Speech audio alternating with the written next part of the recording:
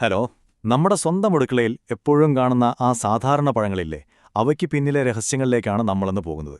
ഈ എക്സ്പ്ലെയിനറിലൂടെ വളരെ വേഗത്തിലുള്ള എന്നാൽ രസകരമായ ഒരു ട്രിവിയ ചാലഞ്ചാണ് നമ്മൾ ചെയ്യാൻ പോകുന്നത്. കേൾക്കുമ്പോൾ നിസ്സാരമെന്ന് തോന്നാമെങ്കിലും ഇതിലെ ശാസ്ത്രം നിങ്ങളെ ശരിക്കും അത്ഭുതപ്പെടുത്തും. ശരി, നമുക്കിതിലേക്ക് കടക്കാം. പഴങ്ങളെക്കുറിച്ച് വലിയ ധാരണയൊക്കെ ഉണ്ടെന്നാണ് നമ്മുടെയൊക്കെ വിചാരം, അല്ലേ? എന്നാൽ ആ ധാരണകളെയൊക്കെ ഒന്ന് മാറ്റിയെഴുതാൻ പോവുകയാണ് നമ്മൾ. ഈ രസകരമായ യാത്രയിൽ ഞാൻ ചോദിക്കുന്ന ചോദ്യങ്ങൾക്ക് നിങ്ങൾക്കും ഒപ്പം ഉത്തരം നൽകാൻ ശ്രമിക്കാം. റെഡിയല്ലേ? അപ്പോൾ ഇതാണ് നമ്മുടെ ആദ്യത്തെ റൗണ്ട്. റൗണ്ട് 1: വെള്ളം, വായു, പിന്നെ പഴങ്ങളും. ഇതാ നിങ്ങളുടെ ആദ്യത്തെ ചോദ്യം. സ്വന്തമായി വായു അറകളുള്ളതുകൊണ്ട് വെള്ളത്തിലിട്ടാൽ താഴാതെ പൊങ്ങിക്കിടക്കുന്ന ആ പഴം ഏതാണ്? ഒന്ന് ആലോചിച്ചു നോക്കൂ. നിങ്ങൾ ദിവസവും കഴിക്കുന്ന ഏറ്റവും സാധാരണമായ ഒന്നാണിത്. ഉത്തരം കിട്ടിയോ? അതെ, ഉത്തരം ആപ്പിളാണ്. ഇവിടെ ശരിക്കും അത്ഭുതപ്പെടുത്തുന്ന കാര്യം എന്താണെന്നറിയാമോ? ഒരു സാധാരണ ആപ്പിളിന്റെ 25%, അതായത് 1/4 ഭാഗവും വെറും വായു അറകളാണ്. ഈ ചെറിയ വായു അറകളാണ് ആപ്പിളിനെ വെള്ളത്തിൽ മുങ്ങിപ്പോകാതെ പൊങ്ങിക്കിടക്കാൻ സഹായിക്കുന്നത്. നമ്മൾ എന്നും കഴിക്കുന്നതാണെങ്കിലും എത്ര പേർക്ക് ഈ കാര്യം മുൻപ് അറിയാമായിരുന്നു? അടുത്ത ചോദ്യത്തിലേക്ക് പോകാം. കേട്ടാൽ വിശ്വസിക്കാൻ പാടാണ്.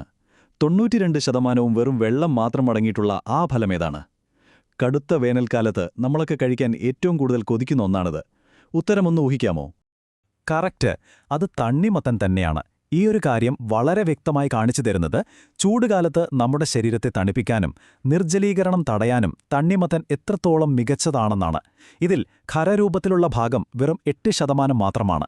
ബാക്കി 92% പൂർണ്ണമായും ജലമാണ്. അത് ശരിക്കും ഗംഭീരമല്ലേ?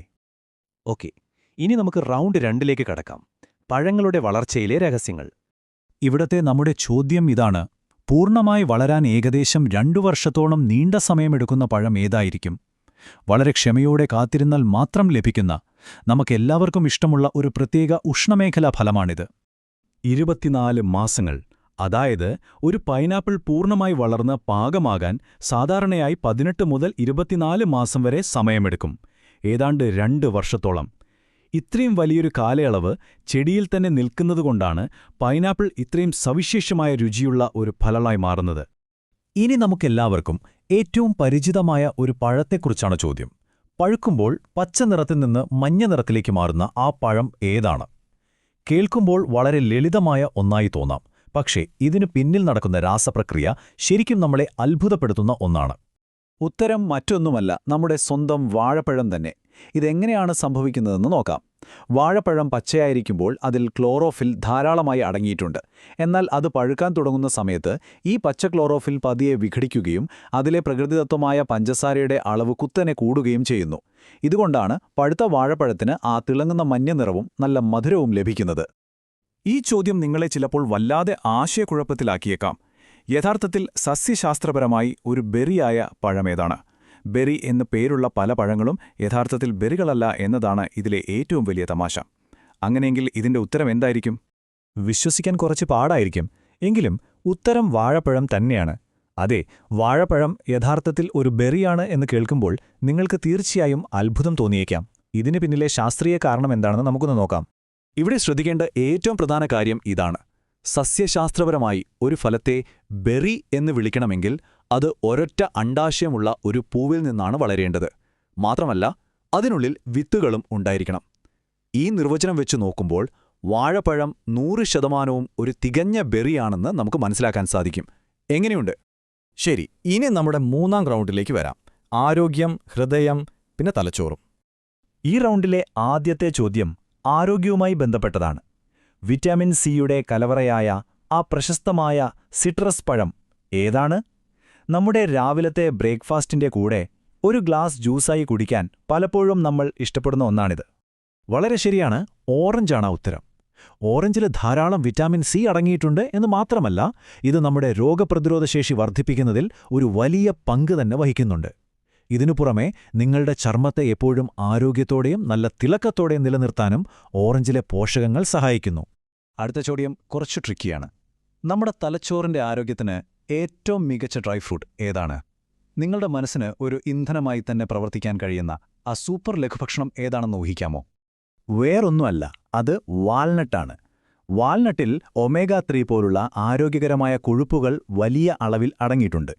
ഈ ഒമേഗ 3 കൊഴുപ്പുകൾ നമ്മുടെ ഓർമ്മശക്തി വർദ്ധിപ്പിക്കുന്നതിനും തലച്ചോറിന്റെ മൊത്തമുള്ള ഫംഗ്ഷൻ സുഗമമാക്കുന്നതിനും അവിശ്വസനീയമാം വിധം സഹായിക്കുന്നുണ്ട്. അപ്പോൾ ഇതാ ഈ ട്രിവിയയിലെ നമ്മുടെ അവസാനത്തെ ചോദ്യം.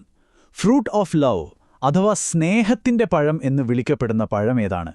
ഇതിന്റെ ആ മനോഹരമായ ആകൃതിയും കടും നിറവും പിന്നെ ആ കിടിലൻ രുചിയുമാണ് ഇതിന് ഈയൊരു സാംസ്കാരിക പ്രാധാന്യം നേടിക്കൊടുത്തത്. ഉത്തരം സ്ട്രോബെറി.